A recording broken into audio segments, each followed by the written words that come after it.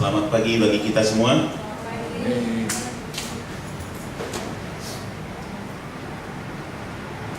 Pagi ini kita akan membahas pelajaran kita mengenai buku Kerinduan Segala Zaman, pasal 67. Setelah saya buka sebenarnya pasal 66 belum kita pelajari. Berbicara mengenai orang Farisi sepertinya berbicara tentang diri saya. Berbicara mengenai orang Farisi sepertinya berbicara dengan para ketua jemaat, gembala-gembala jemaat, dan pendeta-pendeta. Tapi saudaraku, setelah saya coba baca-baca buku mengenai orang Farisi ini, siapakah sebenarnya orang Farisi ini? Mungkin masih banyak dari antara kita yang belum mengetahui siapakah sebenarnya mereka ini. Hanya kalau Alkitab menyebutkan disebut ahli Taurat, dari mana asalnya kita juga belum tahu kan gitu. Kalau disebut ahli Taurat, dalam bahasa Grekanya disebut dengan nomikos, yang artinya seseorang yang menafsirkan dan mengajarkan hukum Taurat. Nomikos bahasa Grekanya ya, ahli Taurat. Di sini disebutkan ahli Taurat tidak menunjuk orang Farisi. Rupanya ketika kita pelajari lebih dalam, pekerjaan Esra, Nabi Esra itu rupanya dispesifikkan untuk masalah-masalah hukum Taurat. Dan mulai dari Esra inilah terus sampai turunannya, sampai kepada perjanjian baru yang disebut dengan ahli-ahli Taurat. Ya, ahli-ahli Taurat. Pada abad kedua sebelum Masehi, ahli-ahli Taurat ini disebut dengan Kasidim. Orang-orang Kasidim ini adalah orang-orang yang dikasihi Tuhan, orang-orang yang dikasihi Allah. Nama Farisi pertama-tama nampak dalam naskah Raja Imam orang Hasmon yang mula-mula. Raja orang Hasmon itu, inilah yang merupakan golongan daripada Hasidim. Golongan Hasidim ini pecah, ya, pecah. Maka muncullah apa yang disebut dengan golongan-golongan minoritas.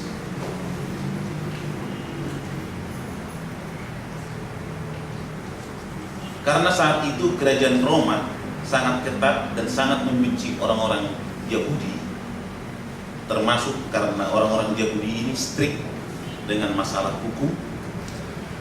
Maka orang-orang Yahudi ini banyak membentuk partai. Jadi kalau disebut Farisi itu juga boleh digolongkan menjadi partai. Saduki juga boleh digolongkan menjadi partai aliran, atau yang disebut dengan Selot. Orang-orang Selot itu termasuk juga orang-orang yang banyak mengerti tentang nubuatan-nubuatan, ya. Maka orang-orang Saduki dan orang-orang Farisi ini karena terpecah, terbentuklah aliran yang disebut dengan Samai, dengan aliran Hillel. Ini dua aliran keagamaan yang dianut dan diakui oleh orang-orang Yahudi. Kalau disebut aliran Samai ini, Inilah yang lebih dekat dengan orang-orang Farisi, karena ajaran mereka adalah ajaran-ajaran yang keras. Hukum harus diturut. Akibat larangan atau pelanggaran terhadap hukum itu jelas, tegas. Inilah yang disebut dengan aliran Shammai. Tetapi yang disebut dengan aliran Hillel ini adalah merupakan aliran yang disebut dengan Demokrat, ya, Demokrat, agak terbuka sedikit. Dan biasanya aliran Hillel ini adalah merupakan golongan masyarakat biasa. Sementara aliran Shammai itu adalah termasuk golongan orang-orang kaya dan bangsawan. Ya, begitulah ceritanya pada awalnya. Inilah cerita mengenai orang-orang Farisi. Jadi orang-orang Farisi itu adalah orang-orang yang senantiasa menafsirkan dan mengajarkan hukum Taurat. Pelajaran kita mengenai pasal 67 ini disebutkan celaka atas orang Farisi. Jadi orang Farisi itu tadi saya sebutkan adalah mereka yang mengajarkan hukum Taurat. Kalau mungkin sekarang ini siapakah orang-orang Farisi itu atau ahli Taurat itu? Makanya saya sebutkan tadi, bolehlah itu dikategorikan dengan para pendeta, tua-tua jemaat, termasuk juga kita yang ada di sini. Orang-orang Farisi inilah orang-orang yang bekerja di dalam Ka'bah, yang bekerja untuk setiap pelayanan tentang keagamaan. Nah, lebih lanjut tidak disebutkan di sini apakah mereka makan persepuluhan atau tidak. Mungkin bolehlah nanti akan kita pelajari lebih dalam. Saudaraku yang diberkati Tuhan, di dalam buku Kerinduan Segala Zaman ini disebutkan di sana, hari terakhir bagi Kristus mengajar di bait suci. Ini hari terakhir ya. Ketika Yesus mengajar di bait suci, mereka dikerumuni oleh banyak orang dari semua golongan. Disebutkan di sana, belum pernah sebelumnya peristiwa seperti itu disaksikan. Disitulah berdiri orang Galilea yang muda, tidak memakai tanda kehormatan duniawi atau lencana kerajaan, tapi mereka hadir di situ. Yang mengelilinginya adalah para imam yang mengenakan jubah yang mewah, para penghulu dengan jubah dan lencana yang menandai kedudukan mereka, kedudukan yang tinggi, dan ahli Taurat dengan surat gulungan pada tangan mereka. Yesus berdiri dengan tenang di hadapan mereka dengan kemuliaan seorang raja. Sebagai seorang yang dikaruniai kekuasaan surga, ia memandang dengan beraninya kepada musuh-musuhnya yang telah menolak dan menghinakan ajarannya. Saudaraku, kita lihat dari kata ini, sepertinya Yesus dengan orang-orang Galilea ini, dengan orang-orang Saduki, para imam ini, orang-orang Farisi ini, sepertinya jadi musuh Yesus. Sebenarnya, kenapa ada istilah kata musuh di sini? Karena ajaran Yesus yang sesungguhnya diputarbalikkan mereka. Itulah yang menyebabkan mereka itu disebut sebagai musuh daripada Yesus. Mereka telah menyerang dia dalam jumlah yang besar, tetapi rencana mereka untuk menjerat dan mempersalahkan Yesus sia-sia belaka. Ia telah memaparkan di hadapan para pemimpin ini mengenai keadaan mereka yang sebenarnya, serta pembalasan yang pasti dan tiada henti-hentinya akan mengikuti perbuatan jahat mereka. Amaran telah diberikan dengan setia, meskipun demikian pekerjaan lain tertinggi untuk dilakukan oleh Kristus, maksud lain masih akan dilaksanakan. Saudaraku, Bapak Ibu yang dihormati, di sini ada templakan terhadap orang Yahudi, orang Farisi, dan orang-orang Saduki. Celaka. Sampai-sampai Yesus berkata kepada orang banyak itu, Dia katakan seperti ini: ahli-ahli Taurat dan orang Farisi, katanya, telah menduduki kursi Musa. Sebab itu turutilah dan lakukanlah segala sesuatu yang mereka ajarkan kepadamu, tetapi janganlah kamu turuti perbuatan-perbuatan mereka, karena mereka mengajarkannya tetapi tidak melakukannya. Kenapa sampai Yesus memberikan teguran yang keras terhadap orang Farisi, orang Saduki, dan para ahli kitab ini? Karena apa yang mereka ajarkan tidak sesuai dengan apa yang mereka perbuat. Untuk apa kita belajar roh membuat, tapi tidak ada roh untuk berbuat? Itulah templakan yang diberikan. Makanya saya sebutkan tadi, rasanya berat untuk menyampaikan firman ini, karena ini templakan yang keras. Ini adalah ajaran Yesus menegur orang-orang Farisi. Lalu ajaran Yesus itulah yang saya sampaikan kepada kita. Aduh, berat rasanya. Sampai-sampai orang tua saya bilang seperti ini, Yaman, kalau kau makan, karena kau makan persekutuan, janganlah makan yang mewah-mewah. Banyak anggota jemaat kita itu di kampung sana berjuang, saudaraku, mencari makan. Bekerja mereka siang dan malam. Setelah mereka mendapat hasilnya itu, hasil panennya itu, mereka juallah itu, dikasih yang persepuluhan. Kesetiaan mereka untuk memberikan persepuluhan itu, padahal mereka berkekurangan, saudaraku. Tapi karena mereka setia untuk Tuhan dan mereka mau membantu terlibat untuk berjalannya organisasi ini, mereka menyisihkan persepuluhan dan persembahan. Padahal orang sana dari persepuluhan itu sebenarnya yang kita gunakan untuk belanja-belanja itu. Berat, saudara. Makanya saya bilang tadi, aduh, susah ya ajaran Yesus ini. Mudah-mudahanlah dengan pelajaran ini kita bertobat. Keras pelajaran ini ya. Apa itu penyakit babitis? Egois, tidak mau, artinya peduli dengan yang lain, mementingkan diri sendiri. Kalau kita lihat itu kawanan babi.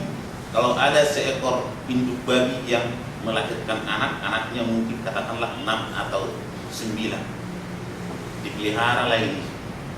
Apalagi di kampung kami ada juga pemeliharaan babi. Jadi babinya ini dipelihara, dikasih dedak, semualah buah-buahan dikasih, dicampur dengan makanannya ini. Datanglah yang punya babi ini, karena babinya ini kan dilepaskan. Hurje katanya. Hurje itu manggil babi ini. Hurje katanya. Terus datang lagi, kan babinya ini kan dibiarkan. Jadi mereka itu, babi-babi ini masuk ke kubangan lumpur sana kan. Di situ dari lumpur itu mereka, wah, berguling-guling mereka di lumpur, sehingga kotor ini babi-babi ini. Waktu dipanggil ini babi, gitulah. Ini suaranya, desus-desus napasnya babi ini, berlarilah mereka. Datanglah induknya di depan, anak-anaknya di belakang. Waktu dikasih ini makanan ini, saudara tahu, dia tidak memperdulikan anaknya atau yang lain. Langsung itu. Ini apa? Babi ini kan, ini di sini kekuatannya. Langsung di apa namanya ini? Disikut kiri, sikut kanan, supaya hanya dia yang mendapatkan makanan ini. egois. Itulah namanya penyakit diabetes. Hanya untuk menguntungkan dirinya sendiri, tidak peduli dengan orang lain. Baik, kita teruskan ini adalah seperti pelajaran ini. Yesus menyuruh para pendengarnya melakukan apa yang diajarkan oleh para nabi tadi sesuai dengan hukum, tetapi jangan mengikuti teladan mereka. Mereka sendiri tidak mempraktikkan ajaran mereka sendiri. Jadi tidak sesuai ajarannya dengan perbuatannya. Dan hal itulah mungkin yang membuat salah satu menjadi batu sandungan bagi orang-orang lain. Saudaraku pernah juga mendengarkan siapa itu pemimpin dari India itu? Mahatma Gandhi. Dia sangat tertarik dengan ajaran Yesus. Padahal Mahatma Gandhi itu adalah salah satu orang yang berpendidikan, yang mengencap pendidikan di Inggris, yang bernuansa Kristen. Dia pelajari itu, saudara. Dan mereka mengajarkan banyak perkara yang bertentangan dengan kitab suci. Yesus berkata, mereka mengikat beban-beban berat, lalu meletakkannya di atas bahu orang, tetapi mereka sendiri tidak menyentuhnya. Orang Farisi memerintahkan banyak sekali peraturan dengan mengalaskannya di atas tradisi dan membatasi kebebasan pribadi tanpa alasan. Dan bagian-bagian tertentu dari hukum itu mereka jelaskan sedemikian rupa sehingga membebankan pada orang banyak penurutan-penurutan yang mereka sendiri abaikan secara diam-diam. Jadi sepertinya kalau kita melihat orang-orang Farisi ini, ketika mereka membuat satu aturan, mereka jadi kebal hukum. Aturan itu hanya untuk orang-orang yang lain, tidak berlaku bagi mereka. Dan hal ini juga terjadi bagi kita. Kalau aturan ini tidak berlaku bagi kita, tapi bagi orang lain berlaku. Karena kawan ini orang kecil, sedikit pelanggarannya diproses, dipecat. Tapi karena orang besar dia juga adalah keluarganya mungkin tidak berani, dibiarkan. Seperti inilah yang mungkin yang terjadi.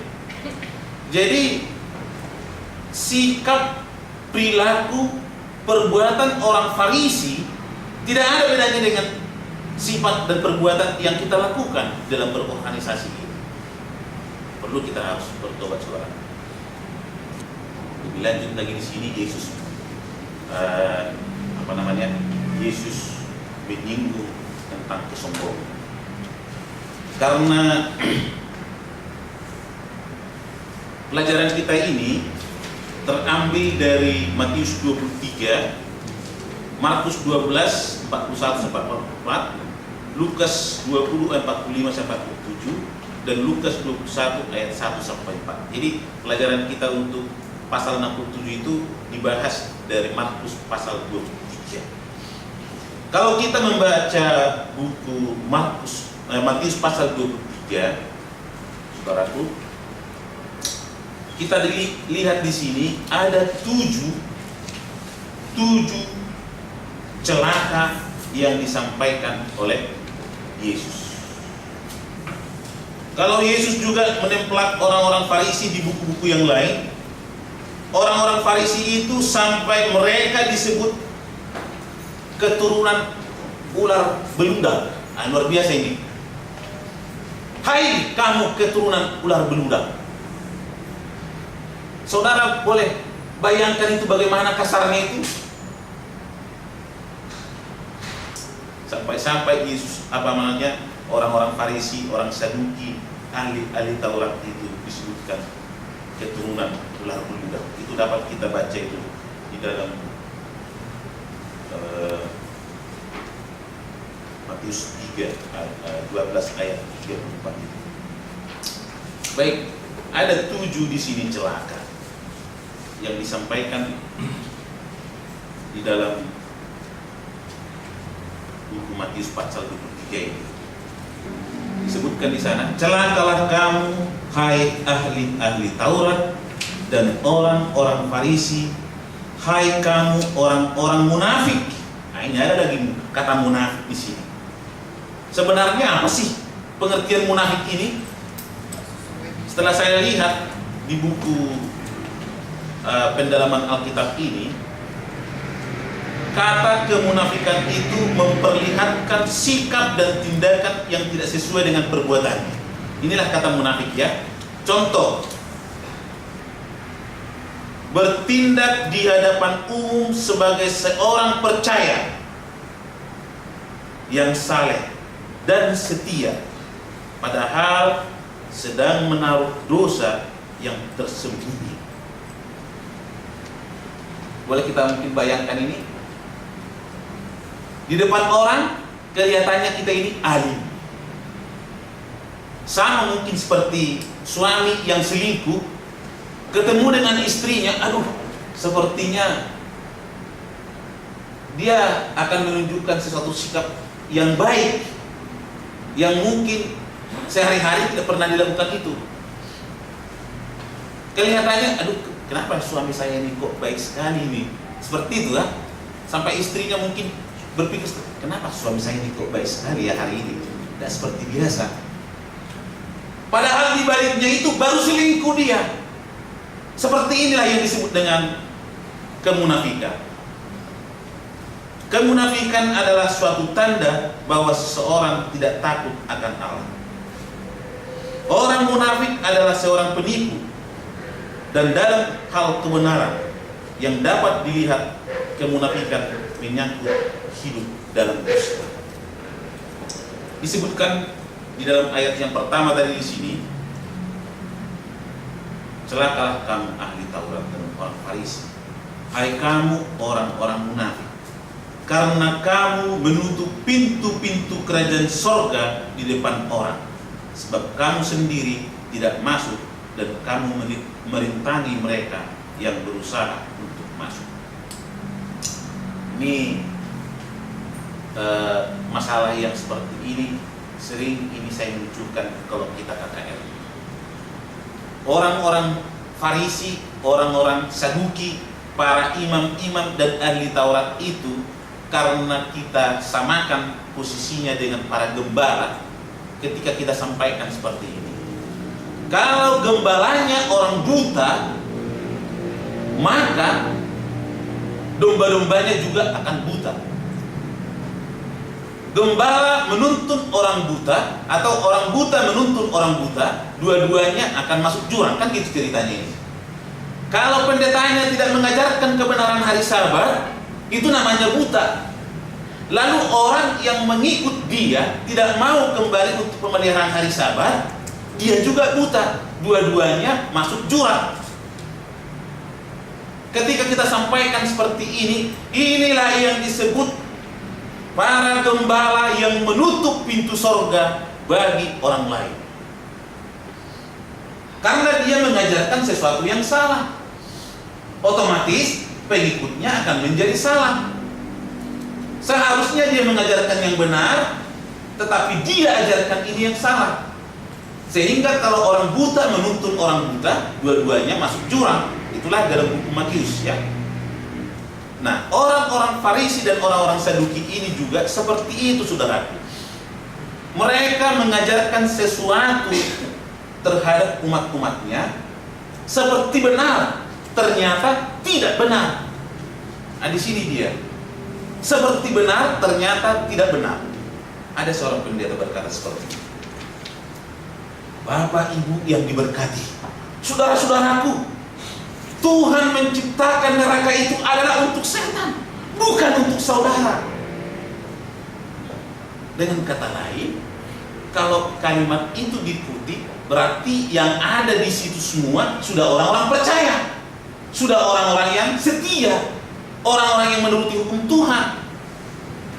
Ternyata mereka faktanya tidak sesuai dengan jalan yang diberikan oleh Tuhan, tidak mengikuti petunjuk Alkitab. Salah. Kalau kita salah melangkah, kita tidak menurut hukum Tuhan, kita pelanggar hukum. Kalau kita pelanggar hukum Tuhan, berarti kita di pihak setan. Kalau kita menurut hukum, berarti kita di pihak Allah. hanya orang-orang yang di pihak Allah yang boleh masuk surga, tapi orang-orang yang di pihak setan akan masuk ke dalam neraka. Nah, kalau kita lihat hanya sekilas, enak ceritanya ini. Apa enggak semangat itu anggota jemaat itu? Neraka itu diciptakan bukan untuk bapak ibu, tapi untuk setan. Berarti hanya setan, kan gitu.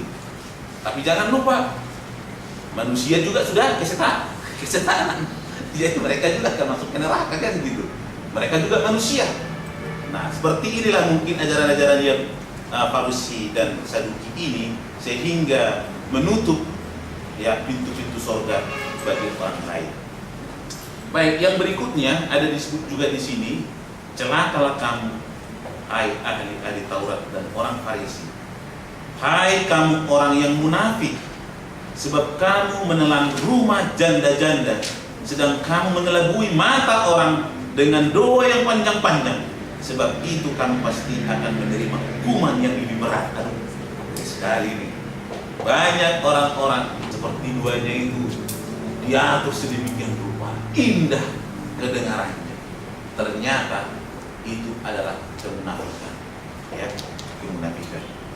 Banyak lagi di sini kata celaka ini, ayat 15 ada celaka, ada ayat 16, 23, 25, 27, 29. Jadi jumlahnya ada 7 celaka bagi orang-orang Farisi, orang Saduki, para imam-imam ahli Taurat yang dikecam dengan keras oleh Yesus. Baik, kita lihat berikutnya, saudara. Semua pekerjaan yang mereka lakukan hanya dimaksud supaya dilihat orang. Mereka memakai tali sembahyang yang lebar dan jubah yang panjang. Mereka suka duduk di tempat terhormat, dalam perjamuan, dan di tempat terdepan, di rumah ibadah. Mereka suka menerima penghormatan di pasar dan suka dipanggil rabi. Bagaimana kira-kira Pak Manu bilang? Apakah kalau kita duduk di depan di gereja, itu orang Yahudi, lalu kita disebut orang Farisi atau orang Saduki? Karena biasanya kalau orang berpesta, tempat duduk yang paling depan itu pasti orang-orang yang prioritas. Pasti. Tidak ada pejabat contohnya diundang lalu ditempatkan duduk di belakang, nggak ada itu. Ini sudah merupakan suatu tradisi, kebiasaan. Dan mungkin kalau ditinjau dari sisi-sisi yang lain, ada juga kebenarannya. Ya namanya penghulu kita kan wajib di depan. Namanya pimpinan kita wajib di depan. Kan seperti itu kan, kalau ditinjau dari sisi adat keasiaan kan. Ya kita yang tertua itu biarlah di depan, kan seperti itu. Tapi di sini disebutkan orang-orang Farisi, orang-orang Yahudi ini, mereka suka duduk di depan untuk mendapatkan penghormatan. Yang salah bukan dia, tapi yang salah itu adalah yang memilih. Kenapa yang dipilih yang tua-tua? Yang ngantuklah di depan. Coba kalau dipilih yang tua jadi pemimpin atau ketua jemaat, dia akan maju ke depan dan tidak akan mengantuk katanya. Tapi dipilih yang tua, ya namanya sudah tua kan wajar. Udah capek dia ya, ngantuk-ngantuklah di depan. Jadi kesalahannya bukan di dia, tetapi kesalahannya yang memilih. Beda lagi, saudara. Karena kehormatan, gila hormat. Dan inilah yang terjadi bagi orang-orang Farisi. Bila orang-orang diundang ke suatu pesta, para tamu didudukkan menurut jabatan, dan mereka yang diberi tempat yang paling terhormat menerima perhatian utama serta kebaikan istimewa. Orang Farisi selalu berencana memperoleh kehormatan ini. Kebiasaan inilah yang ditempelak oleh Yesus. Ada kata mengingini, ya. Orang Farisi selalu berencana memperoleh. Kata memperoleh ini di sini kata letaknya, sehingga ditempat oleh Yesus. Disebutkan lagi di sini, ini tempelakan ini, karena gila-gila hormat. Sekiranya Kristus berada di dunia sekarang ini, dikelilingi oleh mereka yang memakai gelar yang terhormat, atau yang paling dihormati, tidakkah ia mengulangi perkataannya? Saya juga dengan kata-kata Yesus itu sepertinya apa namanya ini ya, mengenai masalah gelar-gelar ini. Orang sekarang ini berlomba untuk mendapatkan gelar yang paling tinggi. Mungkin dalam bidang pendidikan disebut S3, ya, doktor lah ya. Kalau sudah profesor itu sudah profesi namanya, itu menulangnya.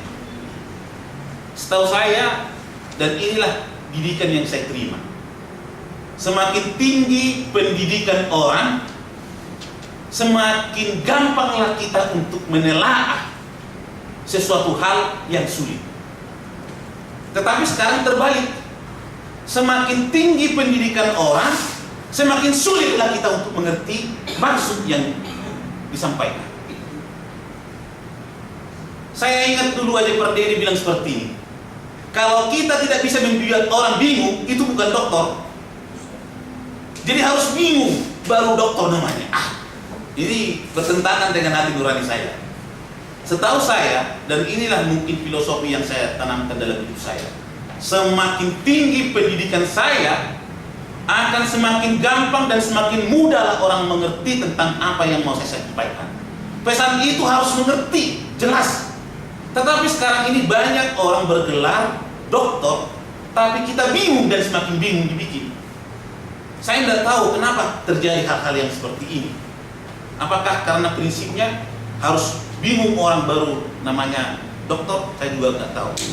Tapi disebutkan di sini, janganlah pula kamu disebut pemimpin, karena hanya satu pemimpin, yaitu Mesias. Kitab suci menyatakan tentang Allah, namanya kudus dan dahsyat. Kepada mereka yang bagaimana gelar seperti itu cocok benar, alangkah sedikitnya manusia menyatakan kebijaksanaan dan kebenaran yang dinyatakannya. Aduh, betapa sering cita-cita duniawi, tindakan sewenang-wenang, serta dosa-dosa yang paling keji tersembunyi di balik jubah yang bersulam dari suatu jabatan yang tinggi dan suci. Juru selamat meneruskan, barang siapa terbesar di antara kamu, hendaklah ia menjadi pelayanmu. Dan barang siapa meninggikan diri, ia akan direndahkan. Dan barang siapa merendahkan diri, ia akan ditinggikan. Berkali-kali Yesus telah mengajarkan bahwa kebesaran sejati diukur dengan nilai akhlak. Ini jelas disebutkan di sini ya. Akhlak. Inilah yang menjadi ukuran yang